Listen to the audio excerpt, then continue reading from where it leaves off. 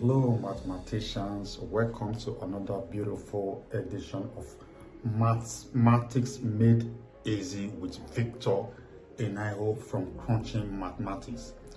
If you have been finding value in the content so far, why not smash the like and subscribe button below so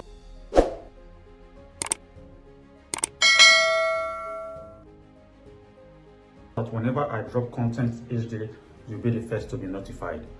So without wasting much time, I think we have to get in now.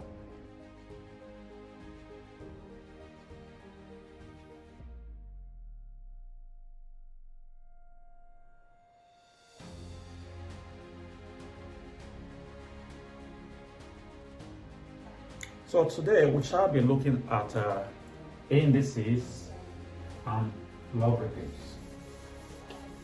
It's going to be our topic for today, indices. We shall be treating them separately. We want to be looking at indices and logarithms, but today we have to take indices first.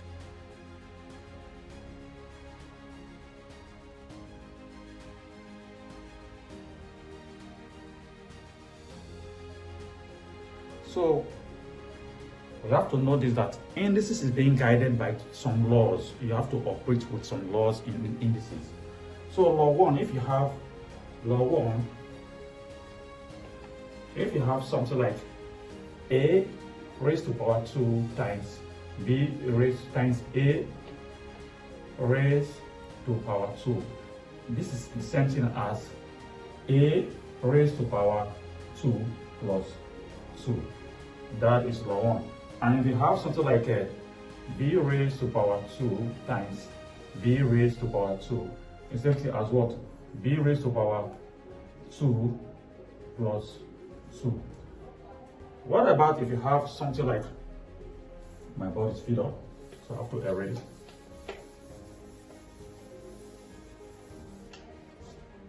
So what about if you have something like a raised to power 3 divided by a raised to power 2.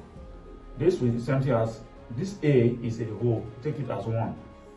This something 2, this divide now change to what? Minus. That is law 2, to 3 minus 2. And this will now give us a raised to power 1. If you are with me, say yeah. So it's something if you have something like b raised to power 5 divided by b raised to power 3. This is same as b raised to power 5, this divide change to minus 3, which is equal to what? B raised to power 2, that's b squared.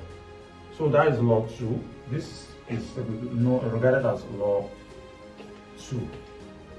We've taken law 1, we've taken law 2. Let's try and see something about law 3 before we start to solve problems. So now law 3, anything, if we have a raised to power 0 is equal to 1. Anything that raises to 0 is equal to 1. Anything raised to power 0 is equal to 1. That is law 3. If you have anything that raises to power 0 is equal to 1.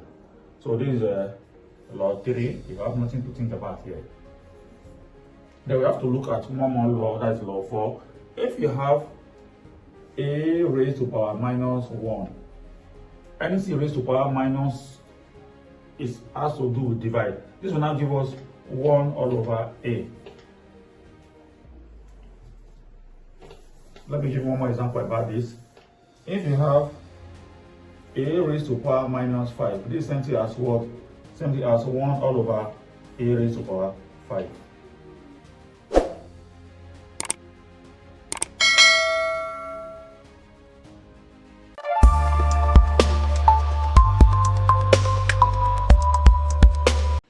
Okay, now we're going to be looking at some simple simplification. Let's simplify some problem using this law of indices.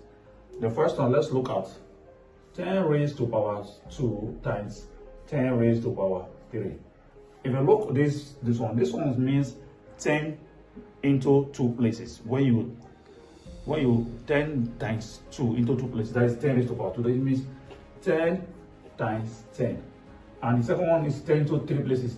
10 times 10 times 10, right? So we have 3 tens here and we have 2 tens here. So if we have to put this in indices, we take this 10, and since this one is times, it will be 2 plus 3, which will give us 10 raised to the power 5. So simple as that. So if you count all this, as well will give us 10 raised to the power 5.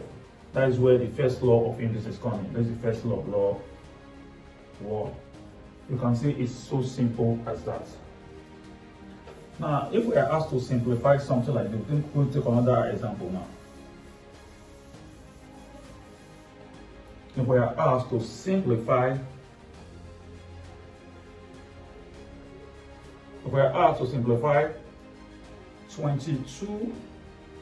22 and 7 divided by 2 and 3, what do you do?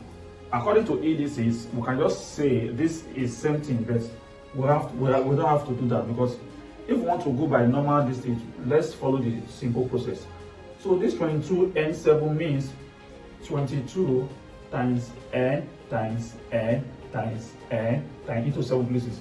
1, 2, 3, 4, 5, 6, 7. 1, 2, 3, 4, 5, 6, 7. Divided by what?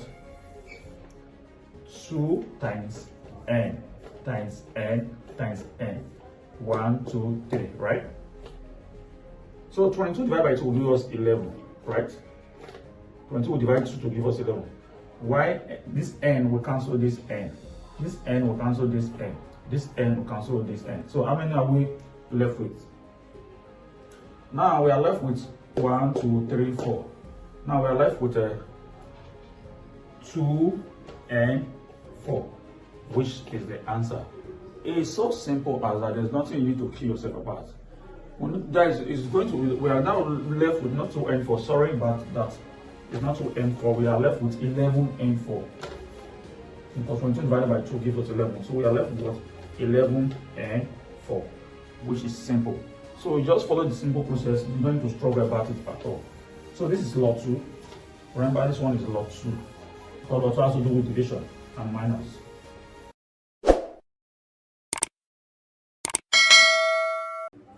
Now we're going to look at a few more examples. Let's look at 2 raised to power 3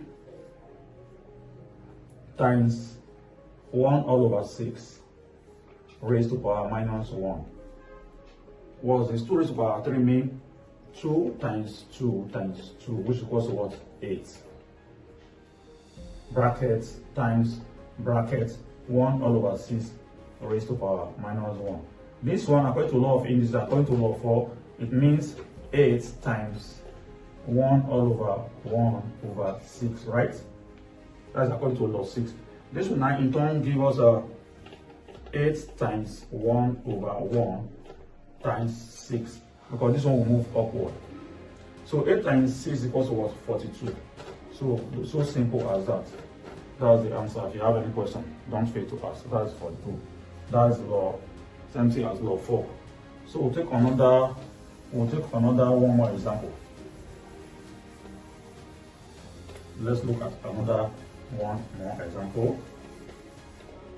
If we have something like arrow times arrow raised to power 0 times arrow raised to power minus 5 equal to what? 0. What do you do? This one is very easy. Now you have to apply law. You have to apply your law of indices here. We have arrow at a single value here. So you bring the arrow out. This arrow has one value because it has nothing here, so it has one value. While this arrow has 0, and the times is changed to plus 0, and this arrow has the minus 5 value.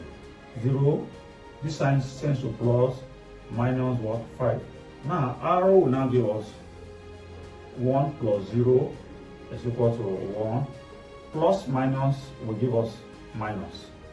So we now have arrow 1 minus 5, which is tempted as what? Arrow minus 4. Is that not easy enough? Mathematicians, let me know if that is easy enough. This is what? Log 4.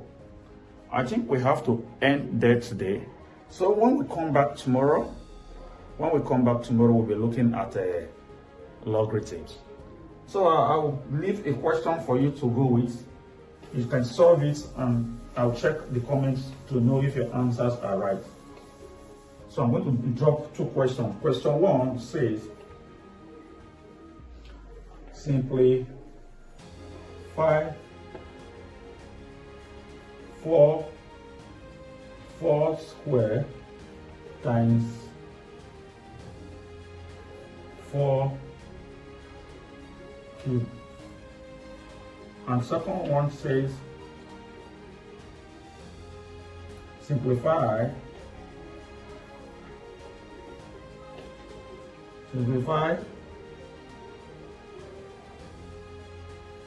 813 divided by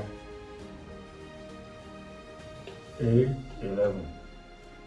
So I'll see you tomorrow. That is simple enough. So work on that and send me your